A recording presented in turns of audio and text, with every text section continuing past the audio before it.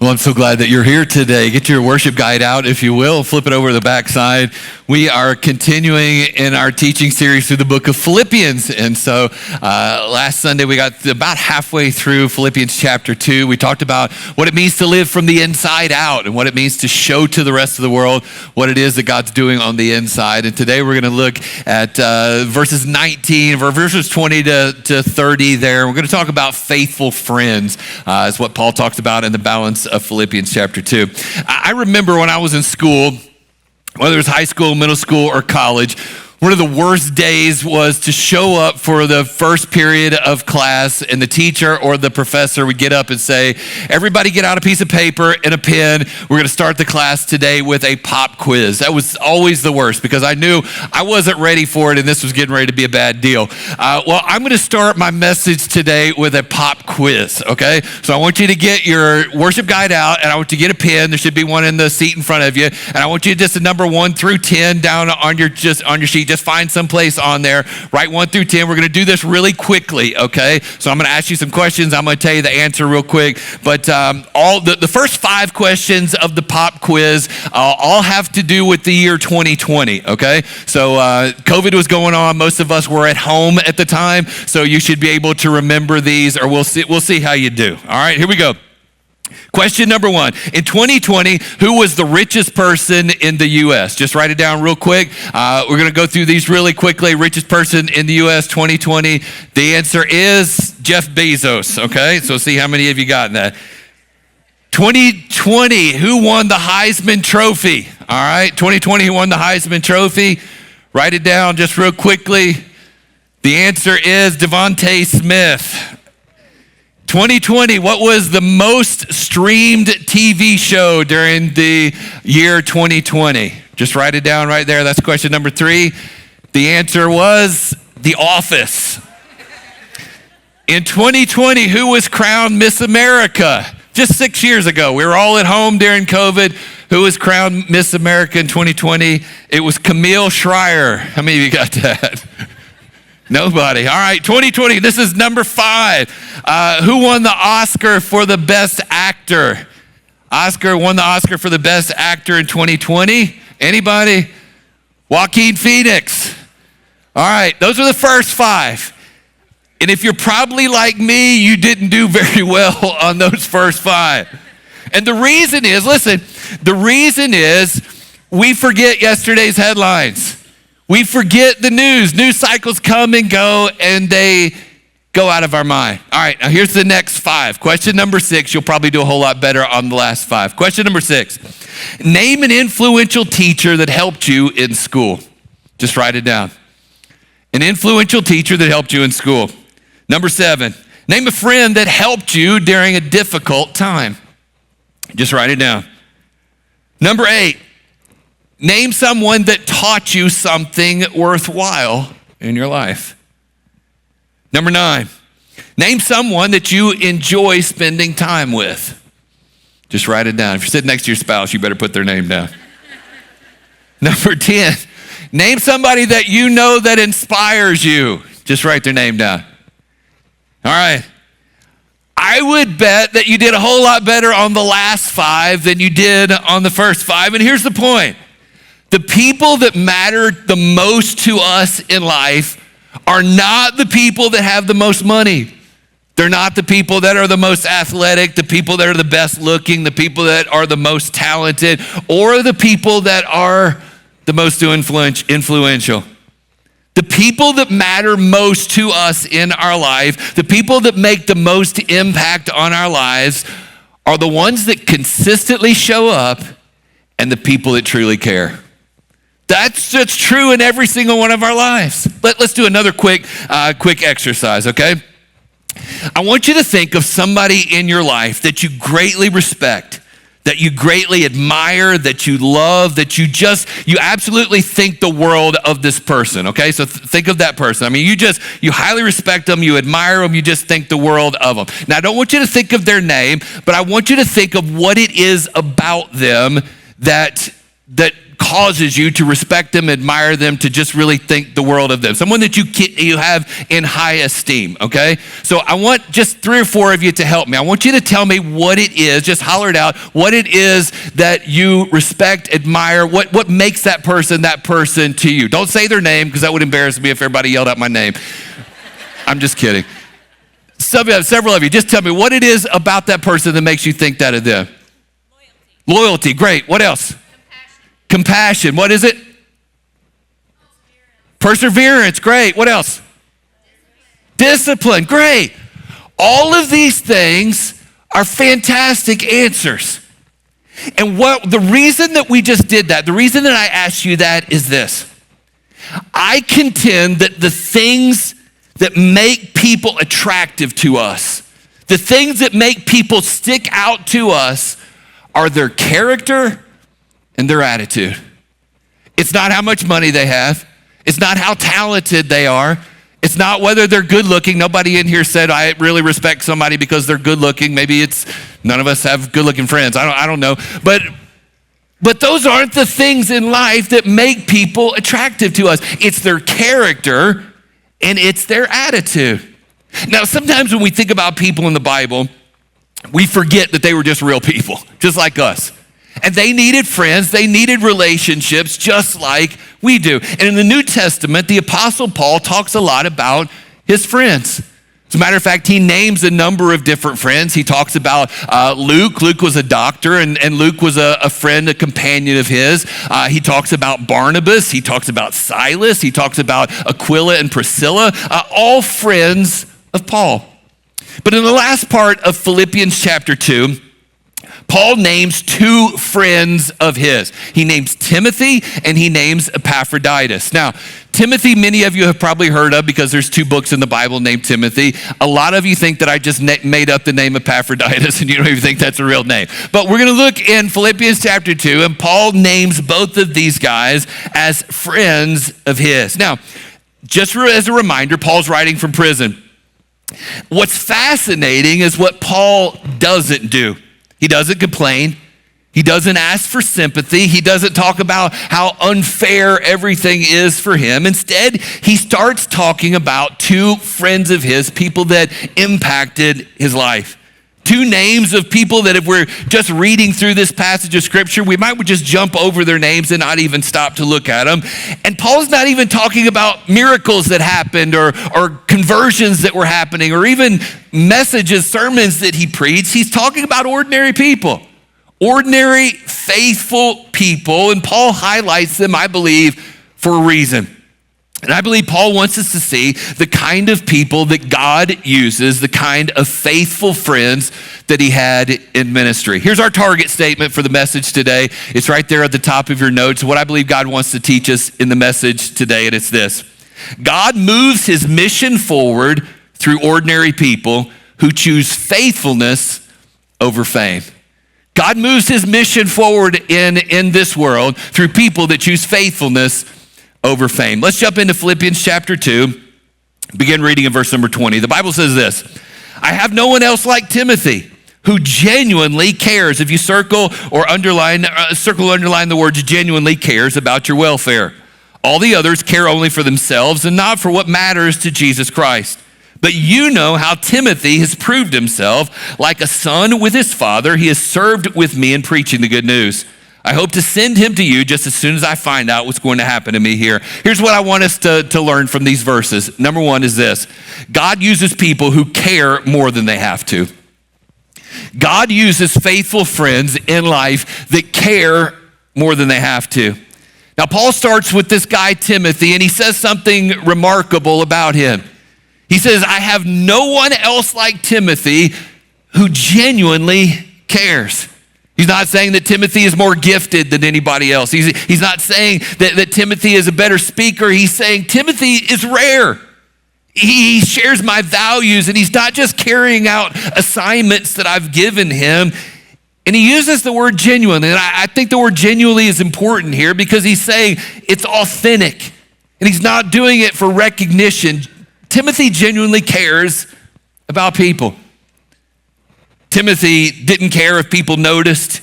He cared because people genuinely mattered to him. Can I tell you something? When people walk into this church or people walk into a church like this, and they interact with those of us who call ourselves followers of Jesus, they can tell right away whether we genuinely care. They can tell whether we're just in it for ourselves, whether we're here just for ourselves, or whether we genuinely care, whether we're genuinely concerned for other people. People can tell. And I want to say this as plainly as I can. God uses people that care more than what is required. God uses people that care when there's nothing in return for them. You see, in first century Rome, status was everything. Age mattered, authority mattered, reputation mattered. And Timothy didn't have any of those things. He was young. He wasn't commanding. He didn't have the credentials that Paul had. And yet Timothy had something that was rare then, and it's still rare today. He actually genuinely cared about people. As a matter of fact, Paul says this: all the others care only for themselves. Most of us experience this on a pretty regular basis. I did this week when I had to call the 1-800 helpline for a company that I was dealing with. And you get customer service on the line, and when that person answers the phone, you could just about tell immediately whether they care about you or whether they're just going through the motions. Whether it's that, I got to get you off the phone as quick as I can. This is my job. I'm reading off a screen. I'm going to transfer you to somebody else as quickly as I can. And you can tell whether they care about you. But every once in a while, you'll get somebody in customer service and you'll say, that person's the real deal. You know, they say something like, what do I have to do to make this right? What do I have to do to get the solution that we need to for you? Because that's rare. I read a book a number of years ago about a guy named Horst Schulze.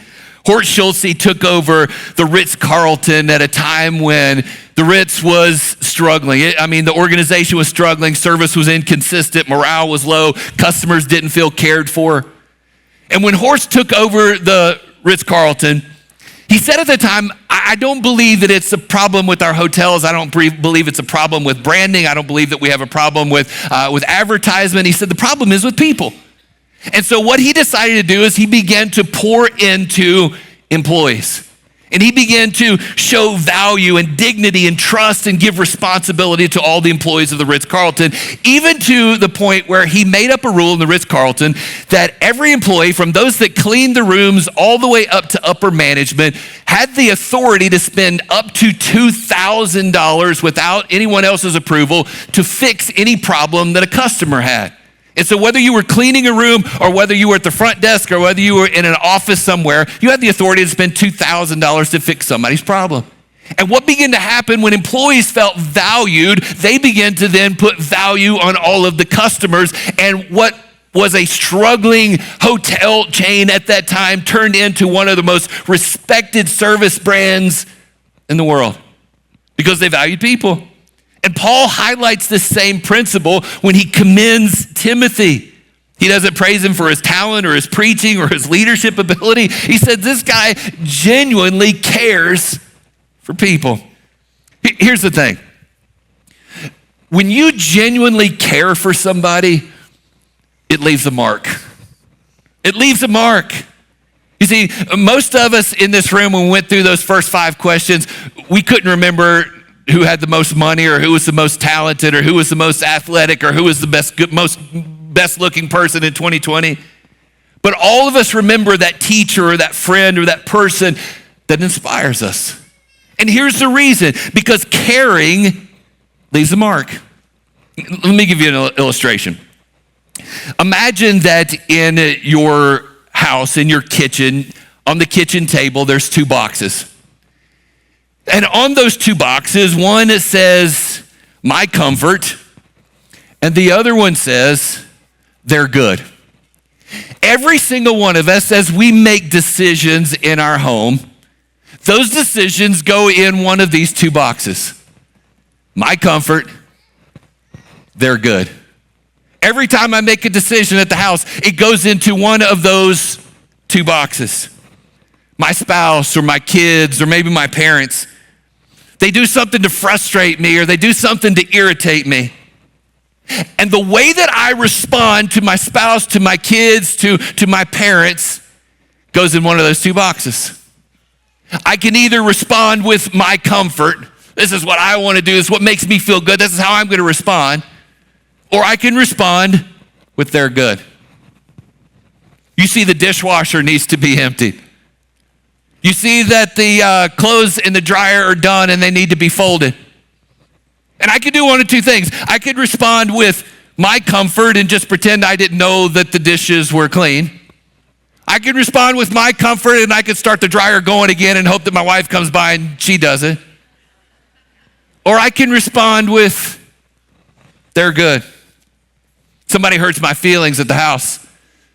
Somebody does something that maybe embarrasses me or hurts me. And how I choose to forgive goes into either the my comfort box or their good box. Every decision that we make, my spouse, my kids, my parents, they need some of my time. They need some of my attention. And I can choose to base that on my comfort or their good. But too often, this is what we do. This is what I do. Too often, I base my decisions and the way that I act at home on my comfort. I lose my temper. That's my comfort. I pretend that I didn't know the dishes were clean. That's my comfort. I'd rather hold a grudge than forgive. That's my comfort. I'd rather say mean, cruel things back when they hurt me. That's my comfort. But we see about Timothy that Timothy chose to work out of this box. He chose to work out of their good box because he genuinely cared about people. And I believe with all of my heart that God moves through people who care and genuinely care, and they care more than what's required. You see, care separates the faithful from the forgettable. The people that you remember are people that faithfully cared about you. The people that you didn't remember, they're forgettable. And if you want to be used by God, begin by caring more than you have to. Let's meet the next person that Paul introduces. The next faithful friends in verse number 25. Paul says, meanwhile, I thought I should send Epaphroditus back to you. He's a true brother, co-worker, and fellow soldier. And he was your messenger to help me in my need. I'm sending him because he's been longing to see you, and he was very distressed that you heard he was ill. And he certainly was ill. In fact, he almost died. The second thing that I want us to see today is God uses people who show up when it costs them. True faithful friends are ones that show up even when it costs them. Paul uses 3 relational titles here about Epaphroditus. He says he was a true brother. That speaks of a shared belonging. They were in the same spiritual family. He says that he was a co-worker, and it spoke of the same shared mission that they have in spreading the gospel. He calls him a fellow soldier. They shared sacrifice, and they shared struggle together. You see, Epaphroditus, he wasn't a celebrity leader. He was just a faithful partner in hard work. You see, Paul talked about how much Timothy cared, but he talked about how Epaphroditus didn't just care, he paid a price for caring. I want you to understand just a little bit about Epaphroditus.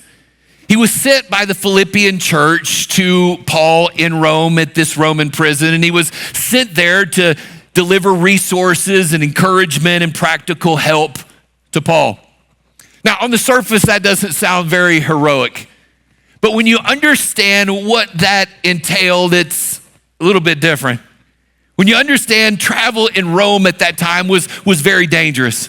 There was no Airbnbs, there was no minute clinics to stop at, there was no antibiotics. Historians estimate that the trip between the two was anywhere between 800 and 1,200 miles.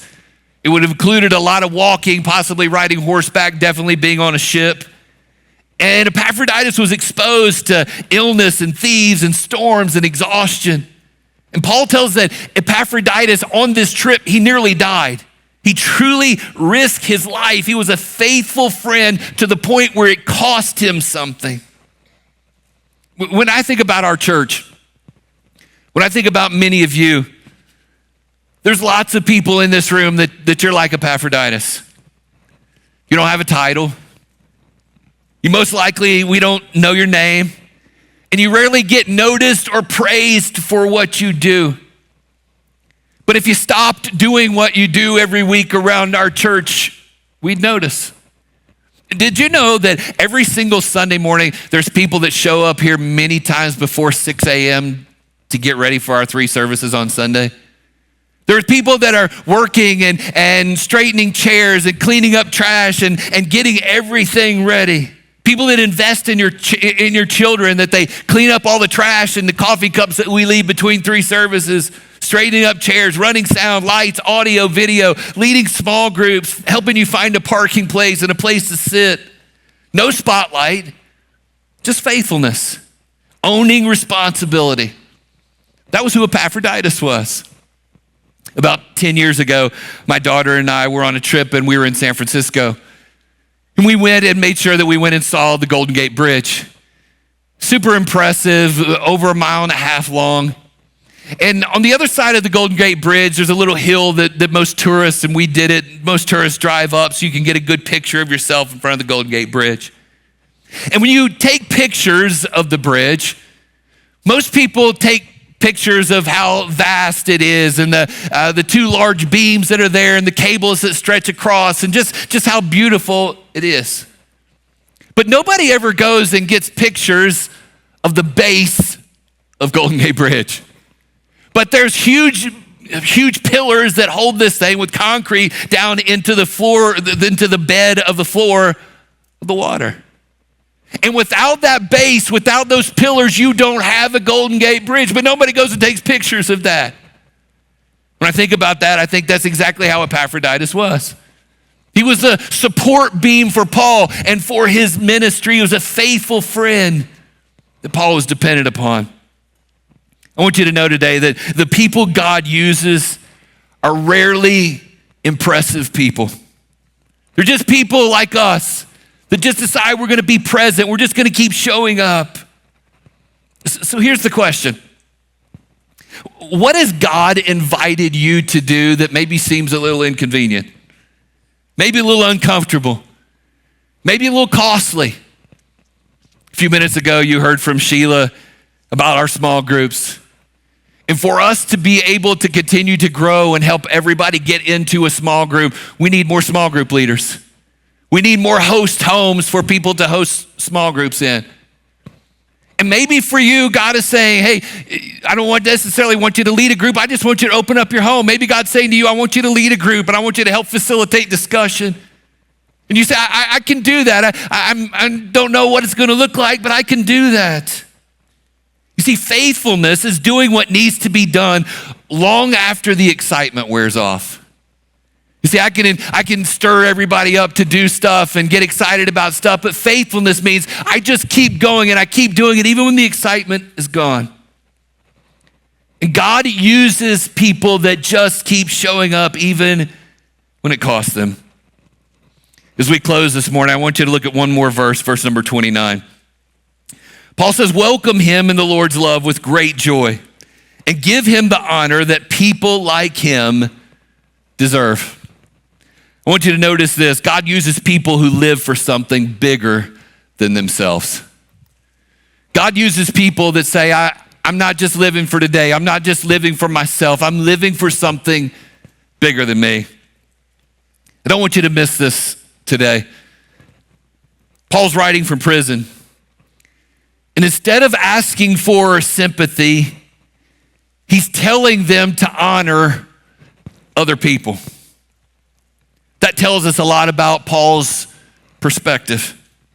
You see, Roman prisons were dark, they were crowded, they were unsanitary. And a prisoner would depend on friends to bring food and to bring supplies. And Paul's focus was not on himself or even his situation. Paul's focus was on significance. Think with me for just a second. what are the things that we spend so much of our time on? And I want you to just be honest. Posting, swiping, watching stories, listening to opinions, posting our own opinions, things that all disappear, things that don't last. Yet they consume hours and hours and hours of our time. And stories fade and news cycles come and go. And yet that's where we choose to invest so much of our time. A number of years ago, my parents were moving from one house to the other, and so I went over and I was getting some things out of their attic, and I found a box full of trophies and plaques and certificates that I had gotten in high school and in college from playing sports. There were all these trophies and things that I had done and accomplishments that I had made. I looked down and there was a newspaper article that I'd clipped out from the Atlanta Journal and Constitution. I care about this, you guys don't. I clipped out from the Atlanta Journal and Constitution of when I'd broken our school scoring record. And that was in there. But here's the deal. I'm 54 years old. Nobody even cares about those things anymore. Yet those were things that I spent days and weeks and months and years investing my time in. And those trophies and those plaques and those certificates and those newspaper articles, they all ended up in a dumpster. You know what I do have? I've got a Bible. My dad gave me this Bible on June 5th, 1989, when I graduated from high school. My dad's been a pastor for 56 years. He's in Florida today, standing in a church preaching this morning. But as I graduated from high school, my dad gave me this Bible.